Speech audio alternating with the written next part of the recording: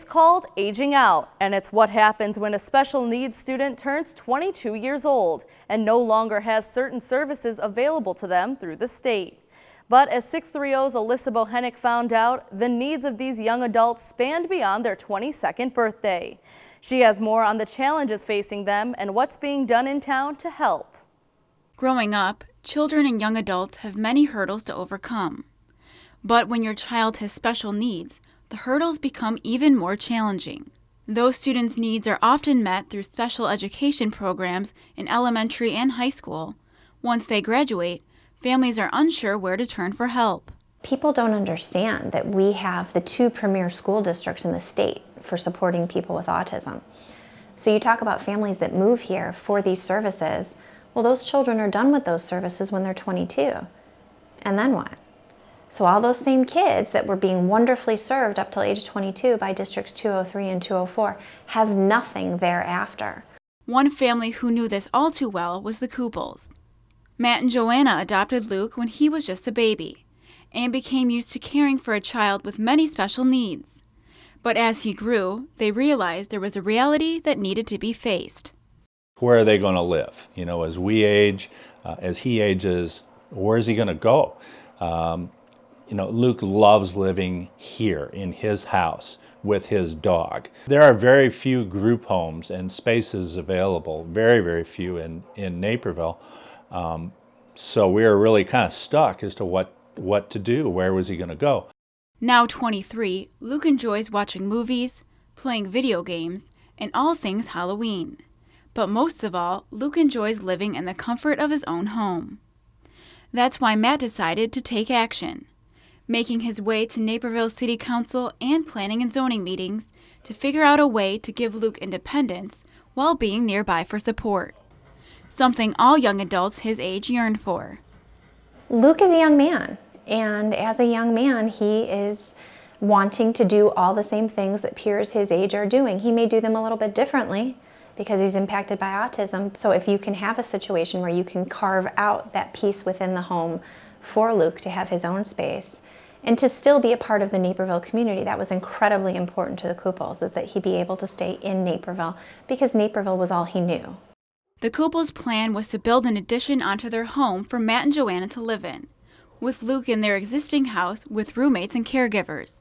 But the single-family zoning code they currently live under proved to be a problem. After teaming up with the local non-for-profit Little Friends, however, they found a solution, passing a residential care unit text amendment that allows families with special needs members to create a separate living space associated with their single-family home. Housing for people with autism is limited in Illinois. The funding that is required to do it is not available, and in fact right now the funding's frozen because of the state budget impasse. So this was an option that the family had to kind of construct something within their own home. Though the text amendment still needs final approval through City Council, just the idea gives the Kupels hope. It means everything to us. For us to be able to go out to dinner without having concerns because other people are there for Luke, for us to have that independence that we've not had, it means the world to us. And especially as we age, our patience, our physical abilities are going to decline. You know, it's the right thing for my bride and I. But more importantly, it's the right thing for Luke. But where to live isn't the only question families are faced with once their student becomes a young adult. Just like anyone their age, their next move in life typically revolves around gaining independence, often made possible through employment. Turning Point Autism Foundation makes this possible through their Career College, a program aimed at matching special needs adults with jobs.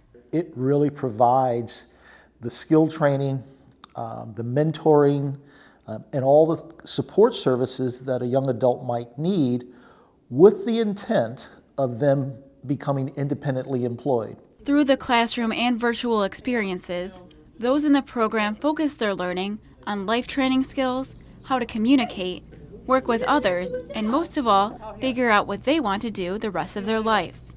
Then Turning Point works with corporate partners to pair them with a job they're now well qualified for. We have a training environment where we will train them how to work a cash register, how to stock the shelves, how to read the codes, all those things. And then when they graduate, one of the things about Turning Point is that we ask our corporate partners to guarantee an interview. Well, because the corporate partners have an opportunity to monitor the progress of the students in career college, they're typically ready to hire them before we're done.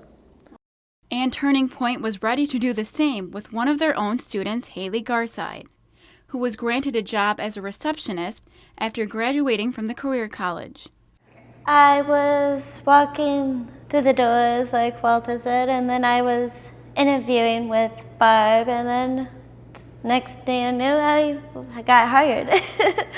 This was a young lady that did not know how to drive, didn't have a driver's license, had never driven before, had never held a job, who now is our receptionist, manages multiple tasks, which kind of goes against what people might think someone with autism could do, and she has a driver's license and allows her, drives herself to work. I feel very good to welcome people and to express myself and to have wonderful people here. At the front desk, I let people in. I ask them if they have appointments or something, and I answer the phones and transfer them to people's connections. Through Haley's success story, Johnson hopes others will realize the potential of those living with special needs right here in Naperville. That individuals with autism, especially young adults, even though they're challenged in some way, they have the same feelings we do. They have the same dreams and aspirations. They want to have a life. I think maybe inadvertently we've sold them short.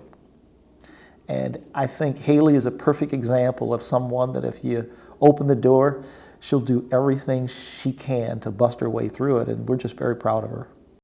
I'm Alyssa Bohenick for 630.